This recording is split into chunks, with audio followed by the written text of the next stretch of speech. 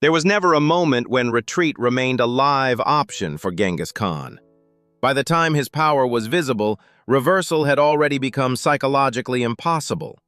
He did not begin as a conqueror with a plan. He began as a survivor in a landscape where hesitation meant erasure.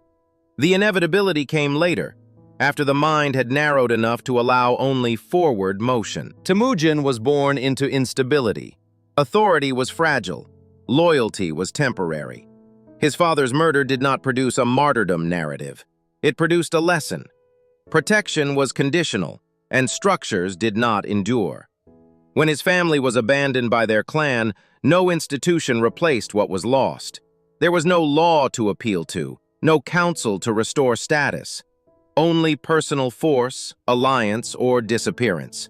This absence shaped his earliest conditioning. Order was not inherited. It was imposed, or it failed. From this environment emerged a precise cognitive habit. He evaluated systems not by tradition, but by function.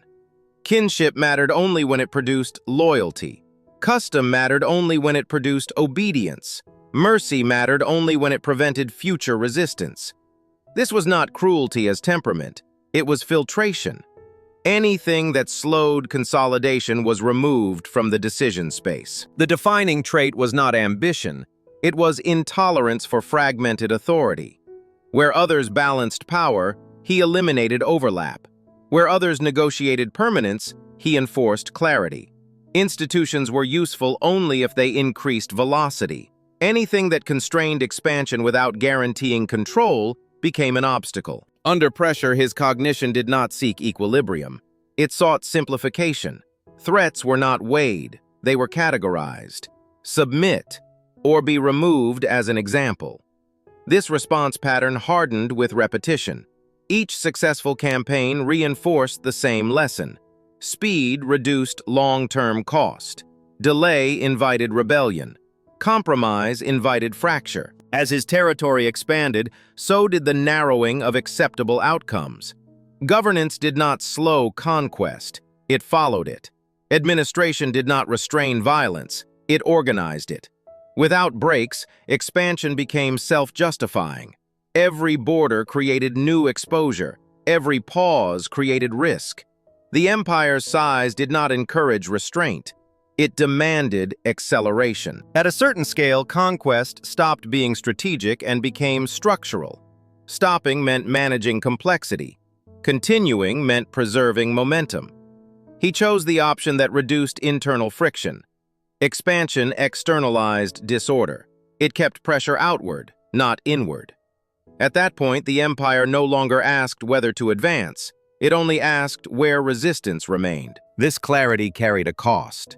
Permanent motion leaves no space for reflection.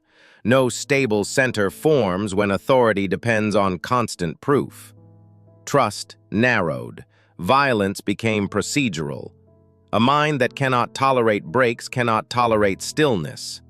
Reversal would have required institutions capable of absorbing uncertainty. Those institutions did not exist, by design. To slow would have meant introducing constraints he had trained himself to reject. To stop would have meant trusting systems over personal force. His psychology had already closed that door. The empire moved because stopping would have required a different mind. Power without brakes does not drift, it accelerates. Clarity can become confinement, and when expansion replaces structure, retreat stops being a decision and becomes a threat. He did not conquer because he loved conquest. He conquered because his mind could no longer accept limits. By the time the world felt the weight of his expansion, the narrowing was complete. Forward was no longer a choice. It was the only remaining direction.